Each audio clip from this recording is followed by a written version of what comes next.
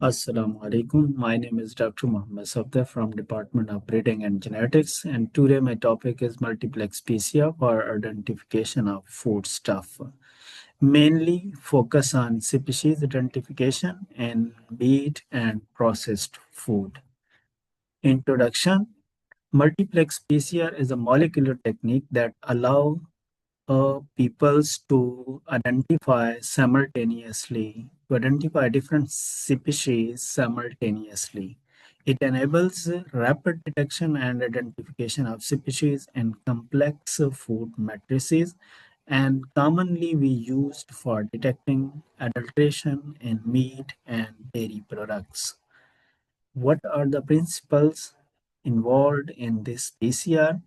We use multiple primers, a pair of primers that target different species-specific DNA regions, and all reactions occur in one tube under the same thermal circular conditions.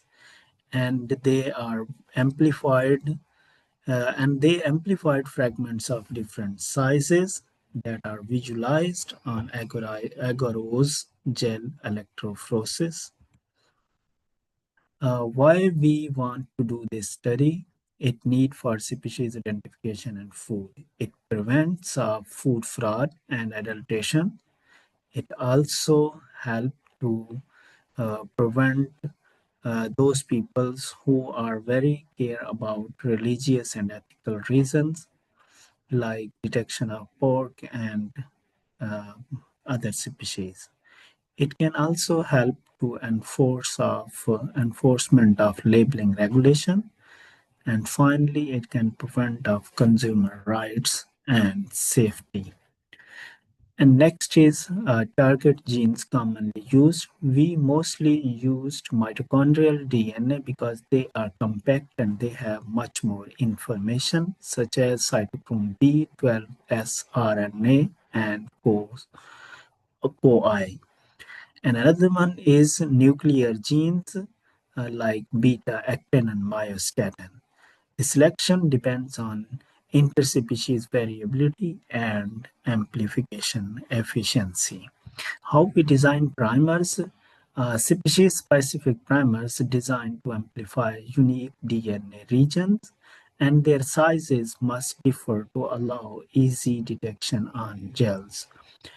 Then we use bioinformatics tools such as BLAST for primer validation, means they work or not.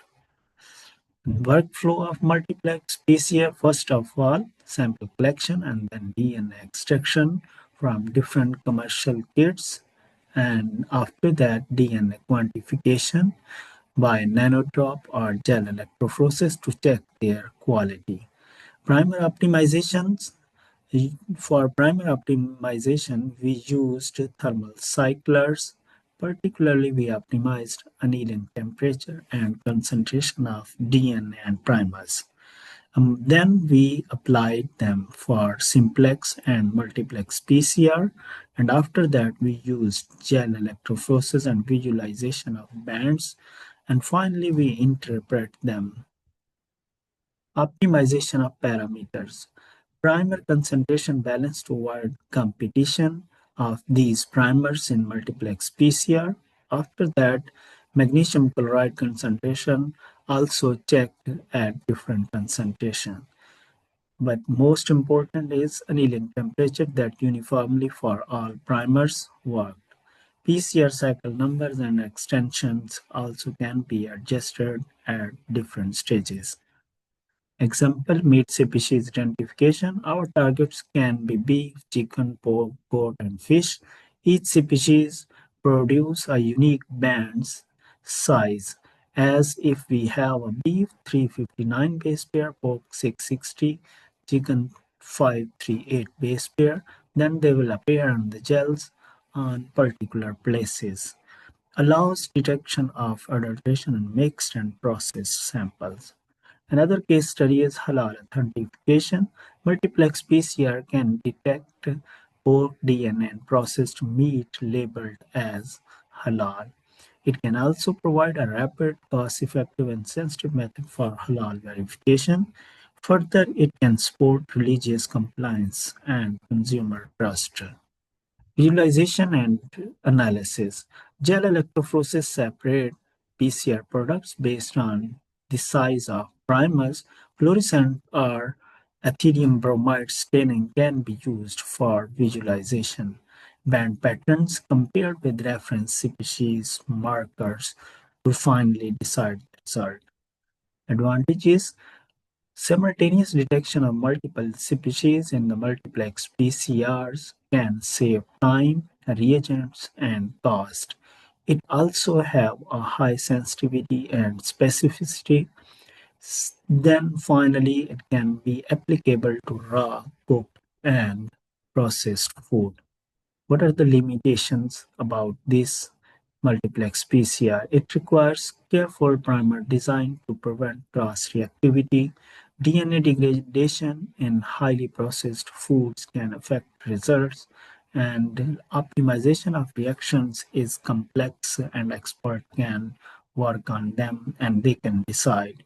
And finally, the limited multiplex capacity, usually up to 5 to 6 targets can identify in this multiplex PCR, but they are limited.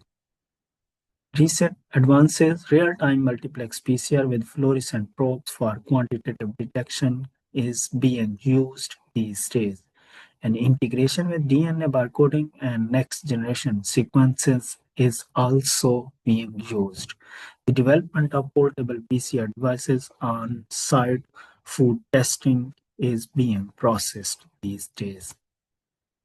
Application beyond meat identification: the identification of plant species and harmful foods, identification of milk adulteration, cows versus buffalo and other species, verification of fish species that are labeled on different food products, and finally detection of allergens and GMOs in different foodstuffs. Conclusion: multiplex PCR is a robust and efficient tool for food adulteration. It can play a vital role in preventing food fraud and ensuring transparency.